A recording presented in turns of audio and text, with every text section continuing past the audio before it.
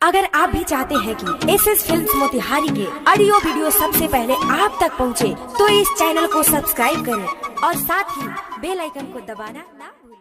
Presented by SS Films Motihari. Music by Saurabh Aishwarya. बोलो बोलो बाबा महेंद्रनाथ की।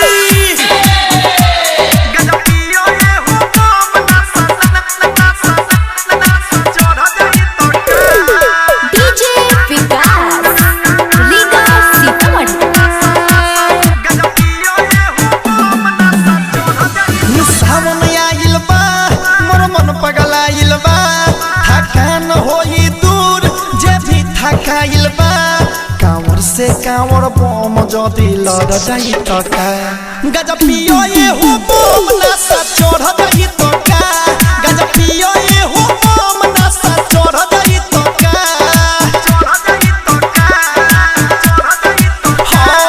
सावन आइल बा, मोर मन पगलाइल बा, थकान होई दूर जब भी थकाइल बा। कांवर से कांवर बम जदी लड़ जाई तो का, गजब पियो ये हो बम नशा चढ़ जाई तो का, झीलम धुको ये बम नशा चढ़ जाई तो का।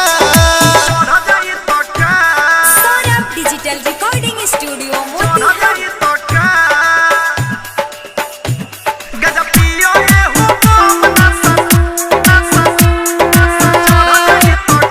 बोलो बोलो बाबा महेंद्रनाथ की।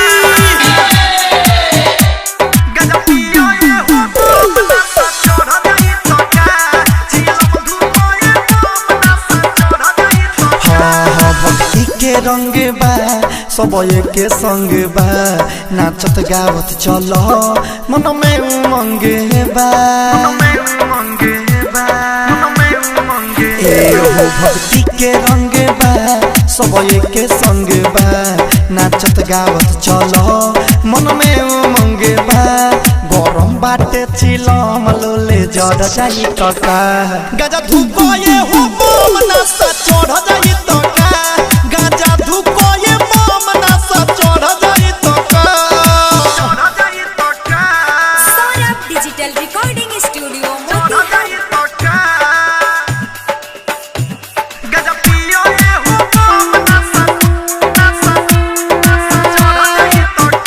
बोलो बोलो बाबा महेंद्रनाथ की।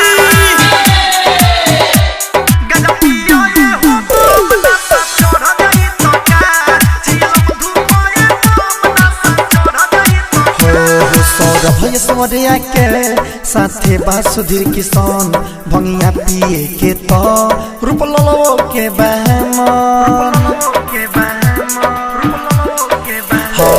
सौरभ ऐश्वर्या के साथे बासुधीर किसान, ब्रिजेश बिहारी के भंगिया पिए के मन। रतन रत्नेश गोर में फोड़ा पड़ जाई तो का, गजब पियो ये हो बम नशा चढ़ जाई तो का, गजब पियो ये बम नशा चढ़ जाई तो का।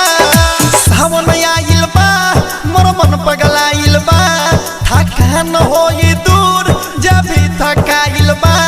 कांवर से कांवर बम जदी लड़ जाई तो का, गजब पियो ये हो बम नशा चढ़ जाई तो